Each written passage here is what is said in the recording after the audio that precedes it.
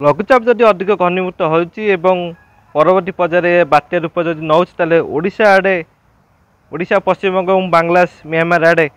प्रभाव पड़ार आशंका रही। जदि छोट धरण बात्या कि डीप डिप्रेशन बा साइक्लोन स्टर्म रूप निए एवं यह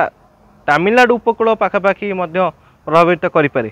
कि यार गतिपथ कौन रते शक्तिशाली हो परवर्ती पर्यायर कहबी कि एबेका जहाँ स्थिति रही उत्तर भारत में पश्चिमा झड़ प्रभाव में भल वर्षा देखा मिली ठंडा अनुमत धीरे धीरे है।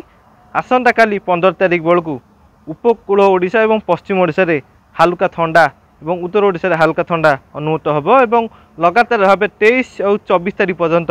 हालुका ठंडा ओडिशा रे देखा मिल वर्षा क्या बा कौटी देखा मिले कि जो भाव में दिन तापमात्रा सब अधिक रोला और गुड़ी अनुमत होता ताहा देखा मिल न पारे। आसंता काली ठंडार अनुमति धीरे धीरे बढ़ ओडिशा रे एवं जहाँ रही 20-21 आड़ को दक्षिण पश्चिम बंगोपसागर एक एवं श्रीलंकार पूर्व केन्द्रीय बंगोपसागर एक घूर्णिबलय क्षेत्र सृष्टि हेबो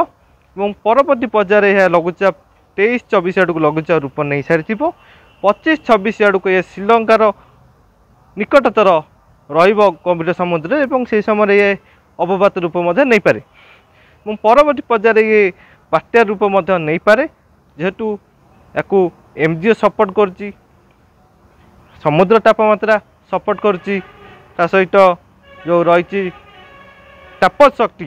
ताकू सपोर्ट करुच्ची जहाँफल से बात्या रूप ने परवर्ती पर्यायर अधिक शक्तिशाली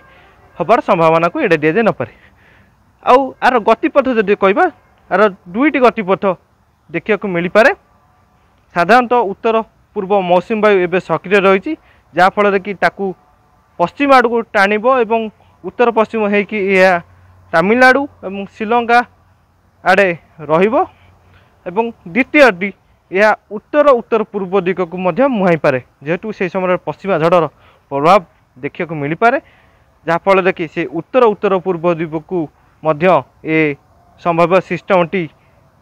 गति करें यह जदि उत्तर उत्तर पूर्व दिग को गति करे निश्चित भाव में ओडिशा पश्चिमबंग बांग्लादेश और म्यांमार या द्वारा प्रभावित हो पारे। ये जो सिस्टम जो लघुचापटी रही यह बात्या रूप नहीं पारे परवर्ती पर्यायर अधिक शक्तिशाली हो पारे। देखा जदि किसी अपडेट आसे निश्चित भाव में आपको जनइबी देखुता चैनल को सब्सक्राइब करता लाइक शेयर करेंगे।